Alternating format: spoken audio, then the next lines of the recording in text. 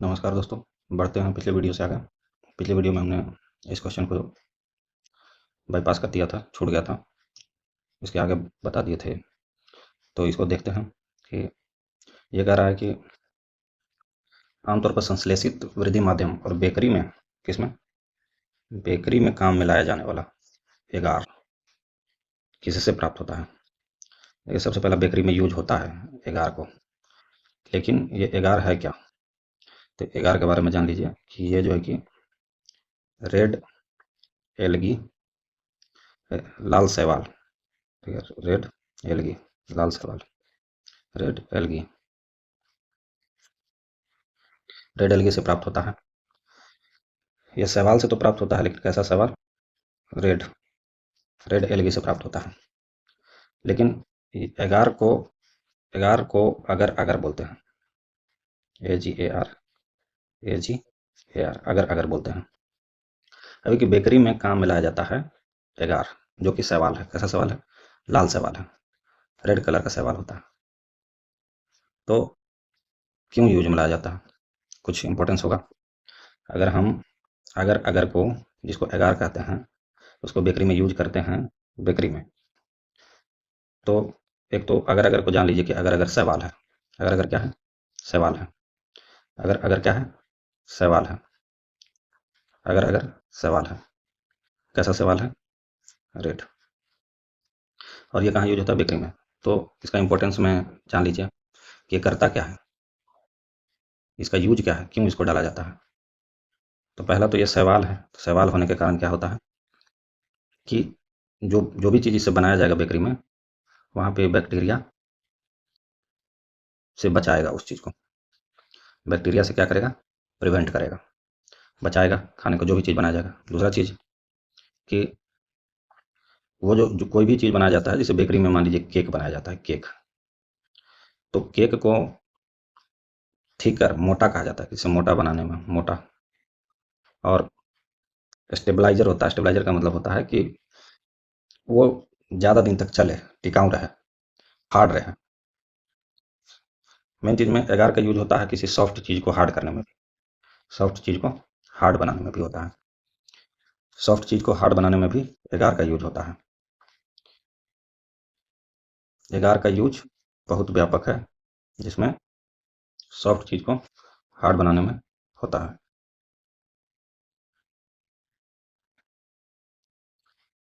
तो एगार सवाल है, रेड, लाल सवाल। इसको, इसका जेली, मतलब ये स्ट्रक्चर जो होता है, ये जेली की तरह होता है। जेली, जस्ट जेली एक टॉफी आता था, जेल के जैसा होता है। जस्ट जेली एक टॉफी आता था जो दबाने पे मुलायम लगता है, तो जेली टाइप का होता है। और इसको मिक्स कर दिया जाता है जब बेकरी के काम में, तो वो किसी मुलायम चीज़ को हार्ड बना करके रखता है और बहुत दिन तक प्रोटेक्ट करेगा उसको बैक्टीरिया से। और उस जो जो भी चीज़ में डाला जाएगा उसको कैसा बना देगा, मीठा बना देगा, स्वीट, मीठा बना देगा उसको। इसको, एक चीज़ है कि पहले तो मुलायम भोजन को हार्ड बनाने में इसका यूज किया जाता है। ये एंटीबायोटिक है। एंटीबायोटिक क्यों है, एंटीबायोटिक है इसके चलते, सवाल के चलते। क्या है, एंटीबायोटिक है। बहुत तरह का बात है एगार के साथ। एंटीबायोटिक है, एंटीबायोटिक होने के कारण ये बैक्टीरिया से प्रिवेंट करता है जो भी चीज़ में डाला जाएगा बेकरी का सामान में। क्योंकि बेकरी का सामान एक बार बनता है तो बहुत दिन तक उसको चलाना रहता है। ऐसा नहीं है कि आज बिका, आज बना और कल खत्म हो गया। दूध जैसा नहीं है, इसको हो सकता है कि 30 डे तक रखना पड़े स्टोर करके, 1 माह 2 माह तक बनाने के बाद। जैसे बेकरी में बिस्किट ही बन जाता है, तो बिस्किट बनने के बाद क्या है कि उसको बहुत दिन तक स्टोर करके रखना पड़ता है। तो एक चीज़ समझ लीजिए कि ये एगार को फोकस कीजिए, ये बेकरी को फोकस कीजिए, और ये सवाल को फोकस कीजिए कि एगार जो है कि बेकार नहीं है। क्या है, एगार जो है कि बेकार नहीं है। एगार कार्बोहाइड्रेट का रूप होता है, जेली लाइक इसका स्ट्रक्चर होता है, जेली की तरह। और ये क्या होता है, प्योरली वेज होता है, प्योरली वेज होता है। क्यों होता है, क्योंकि सवाल से बनता है तो प्योरली वेज होता है। नॉन वेज का कोई बात नहीं, प्योरली वेज होता है।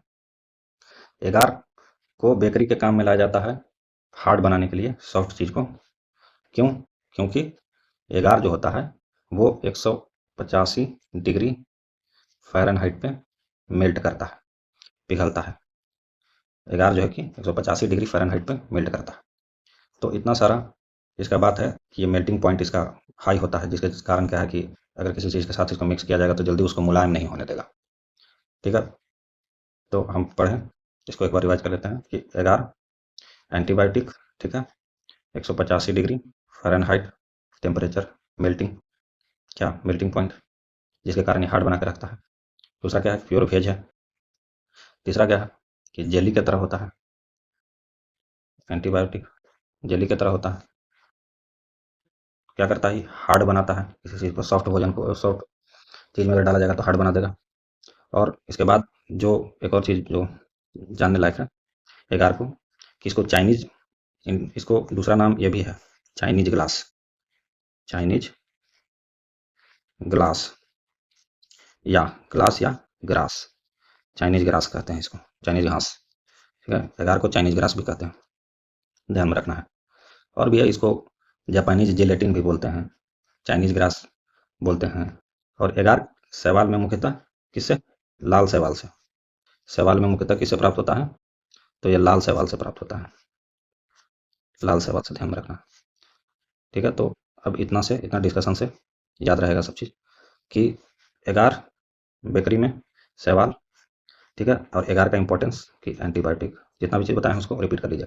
तो आमतौर पर संश्लेषित विद्युत माध्यम और बेकरी में काम में लाया जाने वाला एगार क्या है, एगार बेकार नहीं है, इसका बहुत काम है। भोजन को मीठा बनाता है, भोजन को हार्ड बनाता है, स्वीट बनाता है, और लाल एलगी से ही प्राप्त होता है। इसका 185 डिग्री फ़ारेनहाइट मेल्टिंग पॉइंट होता है। ये खाना को थिक करता है, मोटा बनाता है, स्टेबलाइज करता है, उसको बहुत दिन तक टिकाऊ बनाता है, उसमें बैक्टीरिया नहीं होने देता है। ये जेली की तरह होता है, इसको चाइना ग्रास बोलते हैं। चलिए, हो गया, काफ़ी है इतना दिमाग में रखने के लिए। लौंग किससे प्राप्त होती है, कल बता ही दिए थे, पुष्प की कली। यह है अनशन या उपवास की लंबी अवधि के दौरान शरीर में अशर्करा वर्गीय पूर्ववर्ती से पाछा शर्करा ग्लूकोज या मधुजन ग्लाइकोजोन बनने की विधि का, बहुत टफ हिंदी लिख दिया, इतना भयानक हिंदी। चलिए ठीक है, इसका मेन क्वेश्चन का पॉइंट यहाँ पे ये पकड़ना है, वो क्या लिख रहा है उसको नहीं देखना है। मेन क्या पकड़ना है कि ग्लूकोज, ये ग्लूकोज जिसको हिंदी में मधुजन बोलता है, मतलब ग्लूकोज को ग्लाइकोजोन बनाने की विधि का नाम क्या है। मेन क्वेश्चन इतना ही दूर में है, वो जो उसको पढ़िएगा कंफ्यूज हो जाएगा। यही है कि मेन हम इसको की पॉइंट पकड़े हैं कि ग्लूकोज या मधुजन को ग्लाइकोजोन बनाने की विधि का नाम क्या है। मतलब ये कह रहा है कि ग्लूकोज से अगर ग्लाइकोजेन बनता है, ग्लूकोज से अगर ग्लाइकोजेन बनता है तो इस विधि का नाम क्या है। तो देखिए, इसको ग्लूकोज वजनन कहा, ग्लूकोज वजनन हिंदी में है। इसको सीधा देखिए, ये प्रोसेस क्या होता है ये भी बता देते हैं, लेकिन इसको देखिए याद करने का तरीका क्या होता है। जैसे ग्लूकोज हुआ, कोज हुआ, यहाँ कोजन हुआ, यहाँ यहाँ कोजन लिखा हुआ है ग्लाइकोजन, यहाँ कोज लिखा हुआ है ग्लूकोज, कोज से कोजन, ग्लू ग्लू आगे रहेगा दोनों में। तो इसको ग्लाइकोलाइसिस बोलते हैं, इसको ग्लाइकोलाइसिस बोलते हैं, इसको ग्लाइकोलाइसिस बोलते हैं। ग्लूकोज चेंज हो गया ग्लाइकोजेन में। तो इस प्रोसेस को देखिए, ग्लूकोज ग्लाइकोजेन में चेंज हो गया, तो ग्लाइकोजेन इसी से सबसे पहले ग्लूकोज चेंज हुआ ग्लाइकोजेन में, तो इस प्रोसेस को क्या बोलेंगे। तो इसी में देखिए, ग्लाइकोजेन जब लिखिएगा ना, तो ग्लाइकोजेन से ही आपको ग्लाइकोजेन, ग्लाइकोजेन, ग्लाइकोजेन जेनो, मतलब देखिए हम ये कहना चाह रहे हैं कि ग्लूकोज से ग्लाइकोजेन बनने की विधि पूछ रहा है आपसे, तो ऑप्शन में दिया हुआ रहता है ग्लूकोज से ग्लाइकोजेन बनने की विधि में। तो हम ये कह रहे हैं कि सबसे पहले ग्लूकोज लिखिएगा, फिर एरो दे करके ग्लाइकोजन लिखिए, और इसी के नाम में जो रहता है, देखिए इसी से हम लिखे हैं GLYCOGEN, तो GLYCOGEN ग्लाइकोजेन, तो यहाँ तक होगा नहीं। इसके बाद होता है ग्लाइकोजेनोलाइसिस, मतलब एक बार फिर से थोड़ा सा समझ लीजिए हम क्या कहना चाह रहे हैं।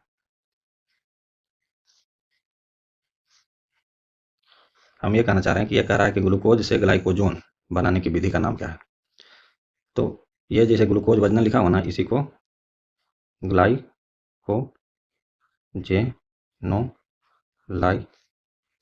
ग्लाइकोजेनोलाइसिस बोलते हैं।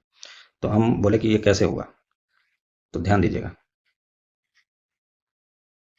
ग्लूकोज, ठीक है, ग्लूकोज चेंज हो रहा है किस में, ग्लाइकोजेन में। तो ग्लूकोज से हम ग्लाइकोजेन लिखें, ग्लाइकोजेन पे गए। अब इस प्रोसेस को क्या बोलेंगे, तो इस प्रोसेस को बोलने के लिए पूरा ग्लाइकोजेन का स्पेलिंग ले लीजिए, ग्लाइकोजेन का स्पेलिंग ले लीजिए, ठीक है, ग्लाइकोजेन तक का स्पेलिंग ले लीजिए, ग्लाइकोजेनोलाइसिस। तो आपको इसमें मेहनत सिर्फ इतना ही करना है कि ये लास्ट है, आप ग्लूकोज लिखें, ग्लूकोज के बाद ग्लाइकोजेन पे गए, ठीक है, हम इसे बता रहे हैं, मान लीजिए नहीं, इसको कुछ नहीं बुझाता है तो भी आप इसको, तो ग्लूकोज से एरो मार के ग्लाइकोजेन लिख दीजिए। अब ग्लाइकोजेन में गए तो बस ये स्पेलिंग तो पूरा होगा ही, ग्लाइकोजेन, ठीक है, ये स्पेलिंग तो पूरा होगा ही, ये वाला जो है आपको ग्लाइकोजेनोलाइसिस लिखना है।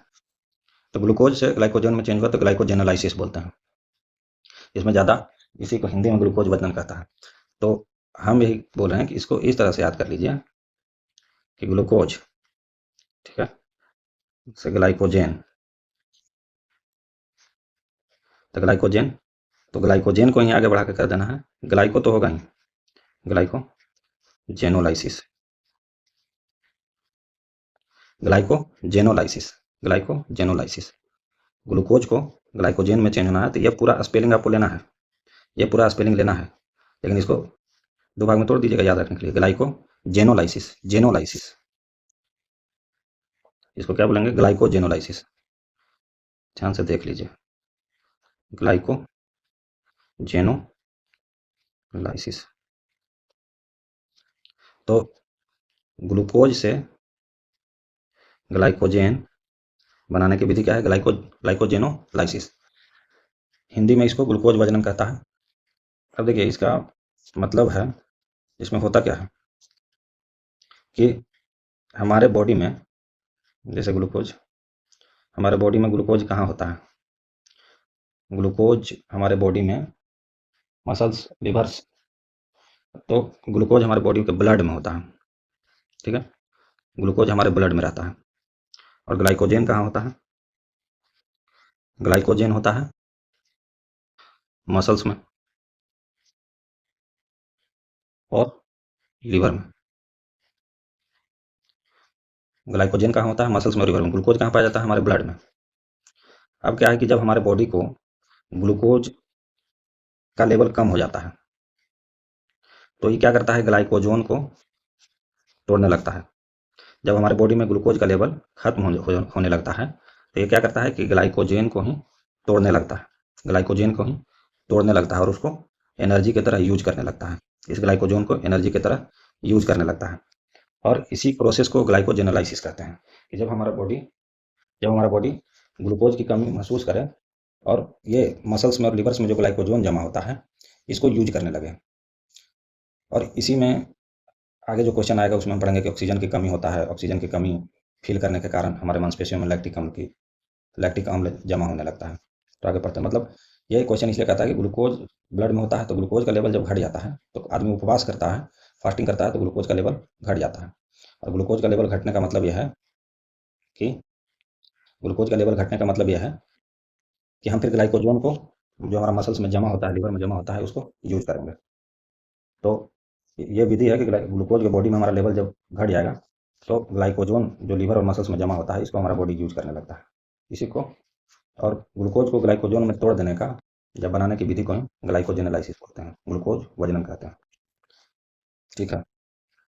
अब यह है कि सभी जीवधारियों में पाया जाने वाला यौगिक है जिसमें भरपूर मात्रा में फास्फोरस पाया जाता है। तो फास्फोरस पाया जाता है, इसको देखिए, सभी जीवधारियों में पाया जाने वाला कौन सा यौगिक है जिसमें भरपूर मात्रा में फास्फोरस पाया जाता है। तो देखिए न्यूक्लिक एसिड जो होता है, न्यूक्लिक अम्ल, सभी जीवधारियों का बात कर रहा है और भरपूर मात्रा में। तो देखिए न्यूक्लिक एसिड में ये जो अम्ल होता है ना, ये जो एसिड है वो फॉस्फेट के कारण ही कहलाता है, फॉस्फेट के कारण ही कहलाता है। ये जो न्यूक्लिक एसिड होता है, जो न्यूक्लिक एसिड है, इसमें एसिड क्या है, एसिड यही फॉस्फेट है। न्यूक्लिक एसिड में एसिड यही फॉस्फेट है। न्यूक्लिक एसिड तो एक चीज़ इसको ध्यान से समझ लीजिए। न्यूक्लिक एसिड में यही एसिड क्या है, ये फॉस्फेट है। इसी फॉस्फेट के कारण ये न्यूक्लिक एसिड कहलाता है। न्यूक्लिक एसिड में डीएनए आता है और आरएनए भी आता है। इस डीएनए का मतलब हुआ D oxy deoxy ribo deoxy ribo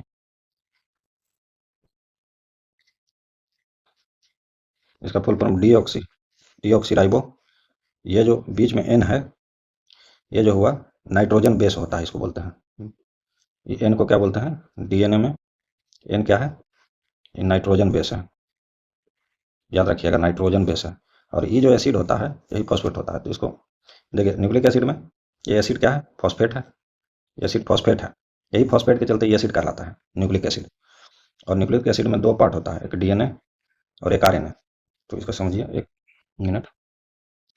तो न्यूक्लिक एसिड में जो डीएनए होता है, तो इसका मतलब होता है डी ऑक्सी राइबो।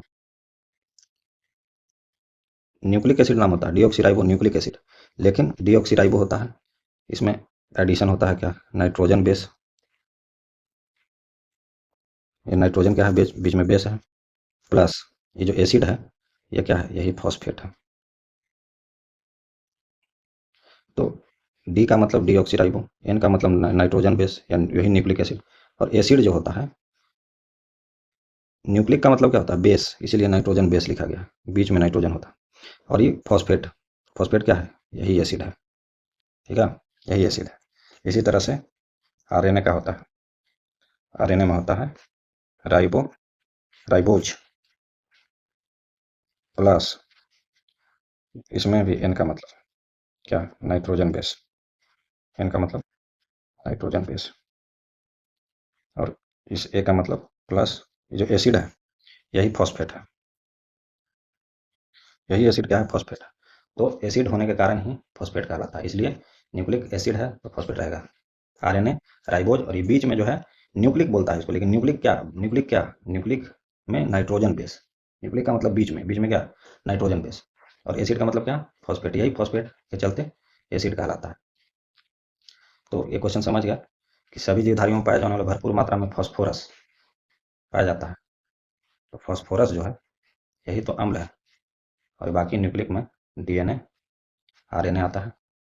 बता ही दिए कि यही एसिड फॉस्फेरस है, यही एसिड फॉस्फेट है। और ये नाइट्रोजन बेस, इसमें नाइट्रोजन बेस, ई राइबोज, ई D ribose nucleic, deoxy ribo DNA. याद रहे डीएनए बताए तो कि डीएनए का डबल हेलिक्स मॉडल इस तरह से होता है, डीएनए का double helix model, sorry spelling को मत जाइए। डबल हेलिक्स मॉडल की खोज कौन किया था, Watson and Crick, W and C, Watson and क्रिक।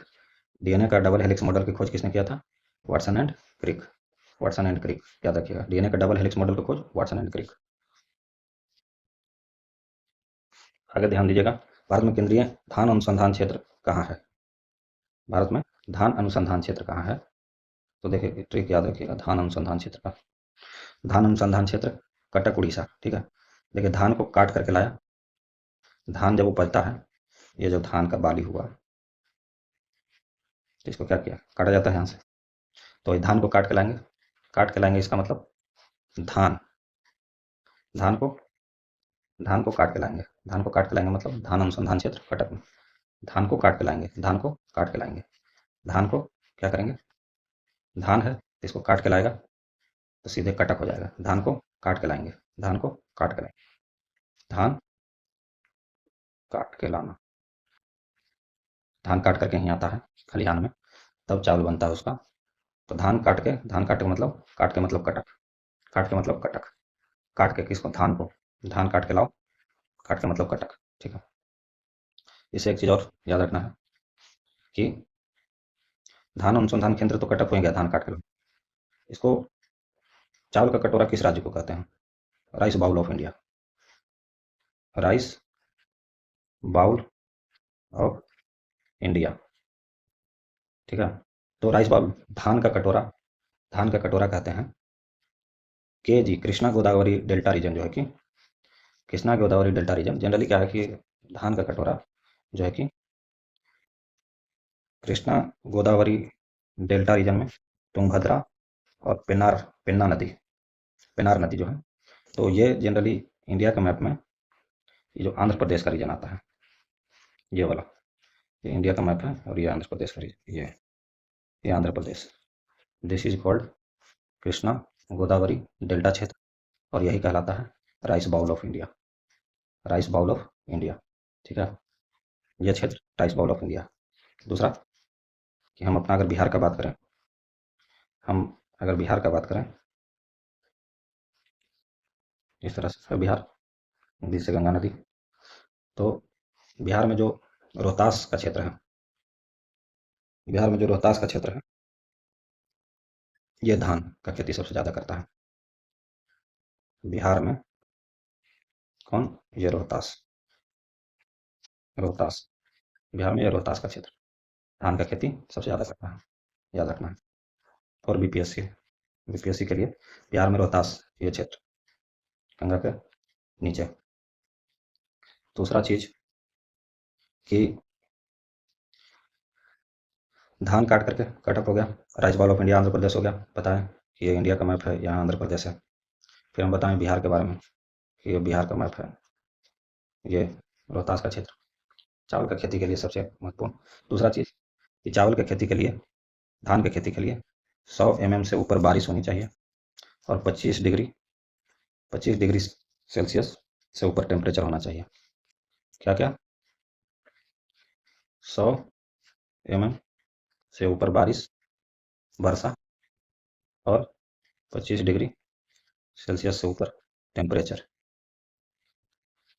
ठीक है, ये क्वेश्चन को ध्यान में रखना है। किस वैज्ञानिक को प्रकाश संश्लेषण प्रकार करने के लिए नोबेल पुरस्कार दिया गया था?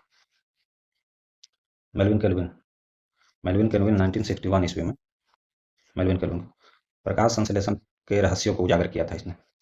कौन? मेल्विन केल्विन, एम के। प्रकाश संश्लेषण के रहस्यों को उजागर किया था, इसके लिए इन्हें नोबेल पुरस्कार मिला था कितना? 1961 ईस्वी में, 1961 ईस्वी में। और ध्यान रखना है कि मेल्विन केल्विन एम के प्रकाश संश्लेषण के रहस्यों को उजागर, फोटोसिंथेसिस किस प्रकार से होता है, और ये C4 जो कि केल्विन नाम में लगा हुआ है, तो केल्विन चक्र ये कहा जाता है। केल्विन चक्र का खोज किसने किया? तो यही मेल्विन केल्विन ही केल्विन चक्र का खोज करता था। केल्विन चक्र क्या था कि मतलब पेड़ पौधे जब प्रकाश संश्लेषण करते हैं तो वो कार्बन डाइऑक्साइड को किस तरह से कंज्यूम करते हैं और ऑक्सीजन को किस तरह से रिलीज करते हैं, इसके बारे में बताता है। आपको यही जानना है कि केल्विन चक्र का खोज कौन किया था। ठीक है, ये क्वेश्चन ये तो आता ही है कि प्रकाश संश्लेषण में मेल्विन केल्विन 1961 ईस्वी में नोबेल प्राइज मिला, लेकिन ये पूछता है कि केल्विन चक्र की खोज किसने की, क्वेश्चन पूछता है। तो केल्विन चक्र भी मेल्विन केल्विन, लेकिन इसमें ये कभी पूछ सकता है, चांस कम है, कि केल्विन चक्र क्या है, C4 या C3 होता है, तो कोई भी, लेकिन ये जानिए कि केल्विन चक्र होता क्या है। तो केल्विन चक्र को शॉर्टकट में यही समझिए कि जब प्रकाश संश्लेषण होता है तो प्रकाश संश्लेषण में किस तरह से पेड़ पौधे CO2 को कंज्यूम करते हैं और किस प्रकार से वो O2 को छोड़ते हैं, कितने स्टेप से होकर के गुजरते हैं, किस प्रकार से होता है, उतना टेक्निकली नहीं जाना है, लेकिन वही जानिए कि CO2 का ऑब्जर्वेशन और O2 का रिलीज कैसे होता है, इस चीज़ को केल्विन चक्र बोलते हैं। केल्विन चक्र मेल्विन केल्विन 1961 ईस्वी में नोबेल प्राइज मिला था। और यह है कि इसके बाद आगे नेक्स्ट वीडियो बनाते हैं, ये वीडियो लंबा हो जाएगा।